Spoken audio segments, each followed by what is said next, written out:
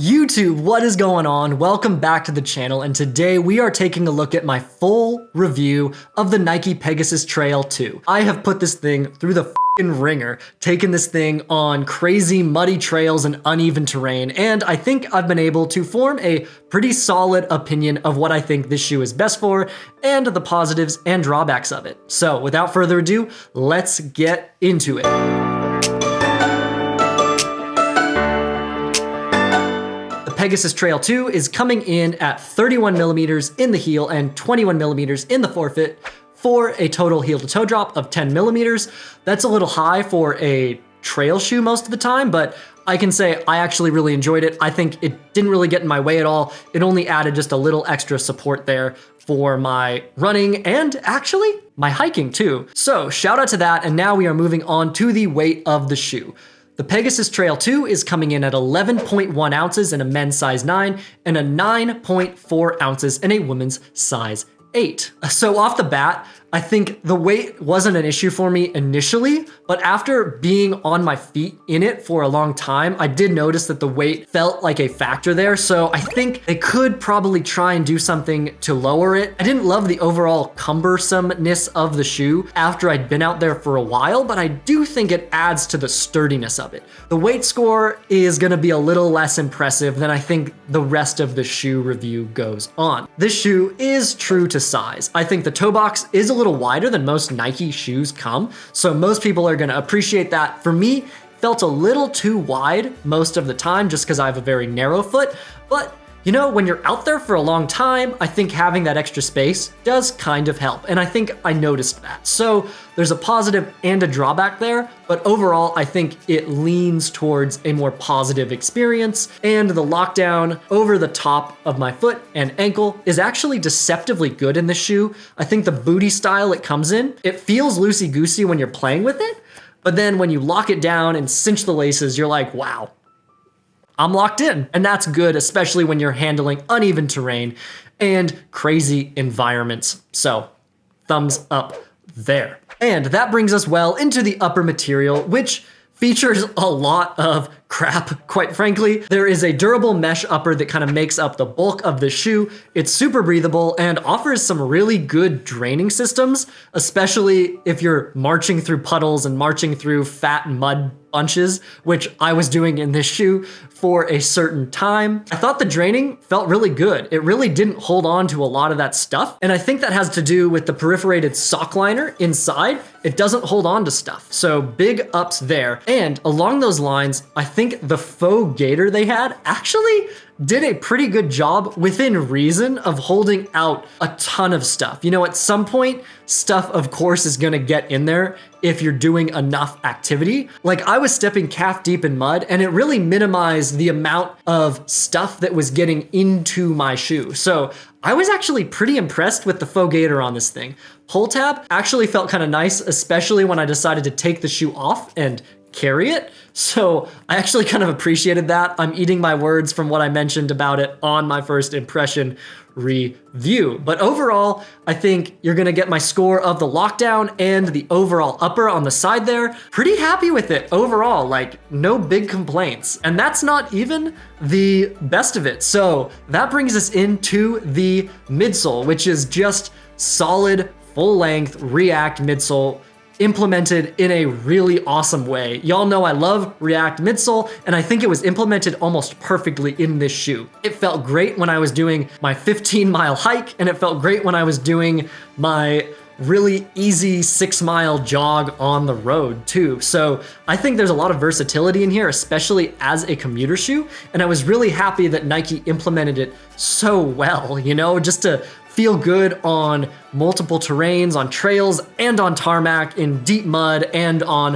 hard asphalt. So very happy with that. You're gonna see the energy return and ride score on the side there, and kind of the overall midsole score, which just has to do with overall comfort and kind of well-being it put my foot and stride into. So overall, I was really happy. You can see there is some also good flex in there, which I think helps when you're ascending onto trails and you just want a little extra flexibility there. So big ups to the midsole. Moving on to the outsole, which is a durable rubber outsole with some fat lugs on there, especially kind of for a commuter shoe. Again, like If you're hopping on crazy muddy trails, it's gonna cake on there, and at a certain point, you're gonna lose your grip, which is kind of natural. This shoe was not maybe built to perform at that high a level, and I think it does a good job at kind of trying to punch above its weight class in terms of traction and performance on really rugged terrain. So I was pretty happy there. You know, this has been on snow, been on mud,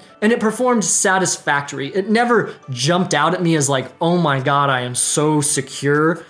But I think it did a great job on the trails and crossing over into grip on kind of icy roads or snowy roads or just wet roads, you know? You slide a little bit definitely on some icy roads in this thing, but I would say for something that performs so well in traction, like on muddy trails, it crosses over pretty well as a commuter shoe on the road. So if you're into like taking a road to a trail, this is gonna be a good shoe for you, especially now that the the GTX version of this shoe came out, so you can really lock out the moisture and stuff like that. So thumbs up there. Overall, Outsole score is gonna be right here. I think it does a great job at punching above its weight class in grip, traction, and general durability. So really happy there. And that moves us into our positives and drawbacks of the shoe. The positive kind of is a double take here. I really enjoyed the lockdown plus the React foam. Again, I felt really secure making tight turns in the shoe and also just coming out of a mud puddle without my shoe falling off or getting sucked into the mud.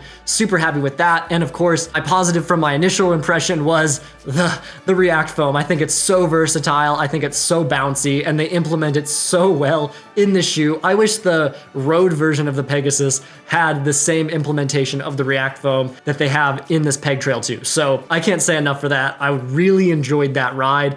The drawback is though, I think it does tend to start feeling heavy, especially after you've been in the shoe for over like 70 minutes. You kind of start feeling like you're clunking around in them. My counterpoint to that though is if you're going on a hike and you're wearing a pair of boots, maybe those are better set for the environment you're in. But if you're in this shoe, then you can get away with a lot, and I think this is gonna be lighter than a boot on average. So as a hiking shoe, I think it feels pretty light. As a running shoe, I think they could drop like 2 ounces in this thing, and it would probably make me a lot happier and probably make a lot of the other consumers happier as well. So that's my drawback. Take from it what you will. Going on to my durability prediction, I think if you're doing a nice mix of running on the roads and on the trails, this shoe is gonna get you around 500 to 600 miles. Like, this is a pretty dope shoe as far as durability goes. I know that React foam is gonna be resilient, and after having over 50 miles of running and hiking in this shoe, I don't see very much wear going on any part of this outsole rubber. So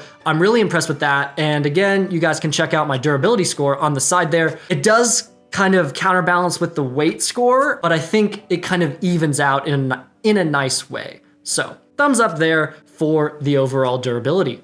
Going on to what I think this shoe is best for, that is gonna be easy trail runs, double runs, road runs, hiking on reasonably rough terrain, but if you need a boot, of course you need a boot. And then I'm gonna revise and say this may not be the best for long trail runs just because it really does start to feel heavy, kind of past that 70-minute mark. You're not gonna be breaking any records in this thing, but you're really gonna feel comfortable going for an easy run or a maybe kind of rigorous hike in this thing, which is probably what I'll be using this shoe for going forward. Going on to the price at $130, I still think that's a pretty fair price for what you're getting here in terms of versatility. Like, I would definitely buy this shoe again over the Peg 37 road version. I would buy this again over that because of its versatility. It's better cushioning for me, and just its overall feeling of better reliability and fit. If you disagree, light me up in the comments and let me know what you think, but that is kind of how I feel about this shoe.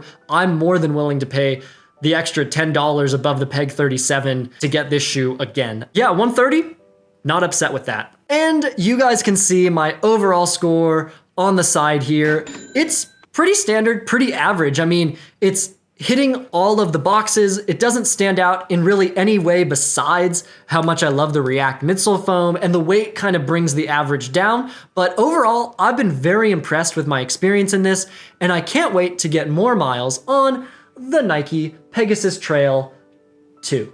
That about does it today, guys. Thank you so much once again for tuning in. If you're enjoying the content, please feel free to like, subscribe, and smash that bell button below. And until next time, y'all know the drill. Stay healthy, stay chill. Cheers, friends.